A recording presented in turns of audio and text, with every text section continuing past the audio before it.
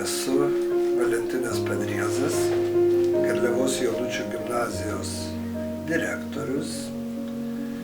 Nors amžiumi esu ir brandus, bet iš tikrųjų direktorius esu jaunas, nes tik tai 1,5 metų, nuo 2 metai kaip vadovauju šitai gimnazijai. Pedagogo darbas yra turbūt mano sėkmės istorija. Istorija to, kodėl aš pasirinkau pedagogo profesiją. O tai atsitiko prieš 37 metus, kai 1979 metais baigiau Vilniaus universiteto gamtos fakultetą įgydamas geografo dėstytojo specialybę. Nors pagal mano specializaciją turėjau dirbti gamyboje, tačiau atsitiktinumo dėka gavau pasirinkti pedagogo profesiją. Ir kadangi baigiau mokslus gerais rezultatais, buvo sudaryta galimybė man pačiam pasirinkti mokymo įstaigą, kurioje aš galėčiau įsidarbinti.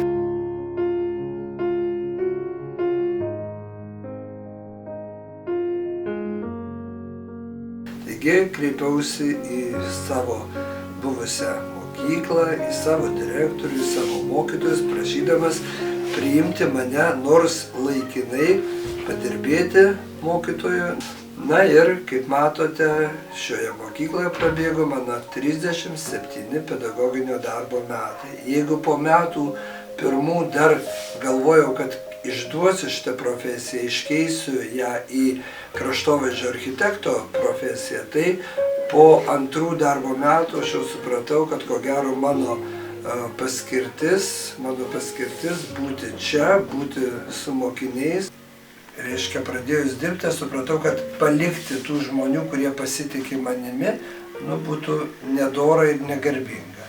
Taigi ir taip, laida po laidos, metai po metų, į gyvenimą išleistos yra 5 laidos. Laidos yra tikros laidos, kadangi mokinius paėmęs 5 klasėje, gyvenimą palydėdavau 12 klasėje.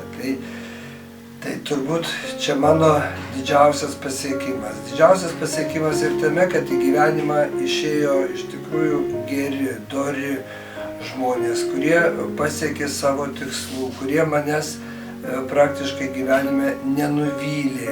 Aš manau, kad sėkmingas tavo gyvenimas žmogaus yra tada, kada tu esi laimingas, kada tu turi būrį savo pasiekėjų, kada esi patenkintas savo darbu, kada į darbą eini ne kaip į lažą, ne kaip prievolę, bet į darbą eini su malonumu, kada kiekviena diena tau yra kažkokia tai netikėta ir